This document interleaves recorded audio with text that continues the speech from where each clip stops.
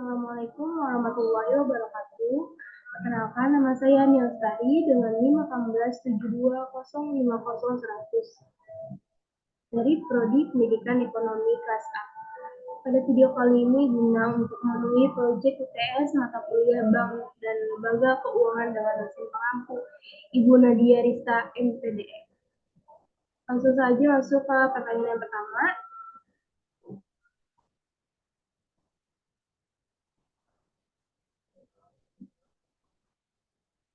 Jadi ada jelaskan peranan lembaga keuangan bank dan non-bank, konteks peningkatan kualitas perekonomian.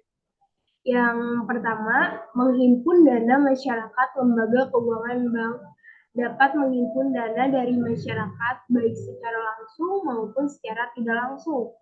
Yang kedua, menyalurkan dana masyarakat. Lembaga keuangan bank dapat menyalurkan dana kepada masyarakat untuk mendapatkan distribusi keadilan dengan tujuan memberikan modal kerja, investasi, dan konsumsi. Yang ketiga, pengalihan aset atau aset transfer.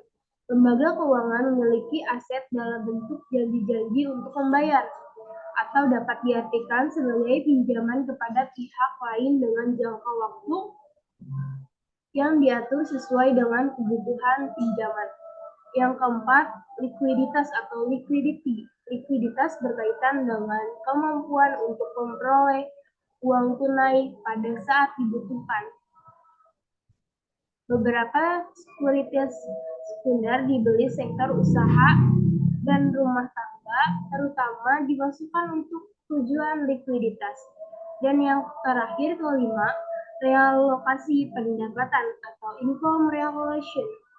Dalam kenyataannya, di masyarakat, banyak individu memiliki penghasilan yang memadai dan menyadari bahwa di masa mendatang mereka akan pensiun, sehingga pendapatannya jelas akan berkurang. Selanjutnya, pertanyaan yang kedua, mengapa perbankan syariah di Indonesia relatif lambat? Padahal legal formal, aspek substansif dan filosofis, serta aspek potensi dan profes keuangan syariah sangat mendukung. Jelaskan menurut pendapatmu apa solusinya untuk mengembangkan bank syariah di Indonesia. Yang pertama memperluas jaringan. Yang kedua, pengawasan semua pihak. Yang ketiga, revitalisasi sinergi dengan bank induk. Yang keempat, mendirikan bank BUMN syariah. Yang kelima, pengembangan produk. Yang keenam, peningkatan kompetensi sumber daya manusia perbankan syariah. Yang ketujuh, pembiayaan yang lebih bersifat produktif.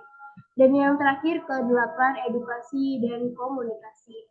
Selanjutnya, pertanyaan yang ketiga, setiap hari makin banyak kasus yang terjadi pada lembaga perbankan dan non-bank di Indonesia. Coba Anda sebutkan 2 contoh kasus yang terjadi pada perbankan yang ada di Indonesia. Kemudian berilah pendapat Anda bagaimana solusi atau cara mengatasi kasus tersebut. Untuk kasus yang pertama, kasus pemalsuan deposito BRI dengan jumlah 110 miliar. Jadi kasus pemalsuan biliet deposit di Bank Negara Indonesia Persero TBK di kantor kita sebut kantor cabang A. Nah, total ada 9 biliet deposito yang diduga tersangka dalam kasus ini dipalsukan dengan nilai total 110 miliar. Polisi telah menetapkan 3 tersangka dalam kasus ini, sama seperti kasus-kasus sebelumnya. Salah satu tersangka adalah pegawai Bank BRI sendiri. Jadi berarti kan karyawan tersebut karyawan internalnya ya. Jadi solusinya adanya pengawasan di internal bank tersebut secara rutin. PHK yang terlibat dalam kasus tersebut dan memberikan sanksi yang berat. Selain itu, nasabah juga diminta agar mencermati keaslian dokumen dan data ketika melakukan transaksi serta memastikan melakukan transaksi di kantor bank tersebut. Dan yang kasus kedua ada Oke Bank memiliki urgensi untuk menggunakan LMS karena sulitnya melakukan training dalam tes bagi seluruh karyawan yang tersebar di berbagai cabang di Indonesia. Nah, untuk solusinya, tiap tahunnya tingkat kebutuhan produk dan layanan perbankan yang dibutuhkan nasabah dan persaingan yang terjadi tentu akan semakin ketat. Hal tersebut membuat Oke Bank memutuskan untuk bekerja sama dengan pandemi dalam menjawab tuntunan pengembangan sumber daya dalam lingkup internalnya. Fitur-fitur yang disediakan oleh pandemi dipercaya dapat mengakomodasi urgensi yang dialami oleh Oke Bang. Jadi adanya kerjasama antara Oke Bang dengan Kodemi. Mungkin cukup sekian materi atau soal pertanyaan yang saya jawab. Semoga bermanfaat. Kurang lebihnya mohon maaf. Wassalamualaikum warahmatullahi wabarakatuh.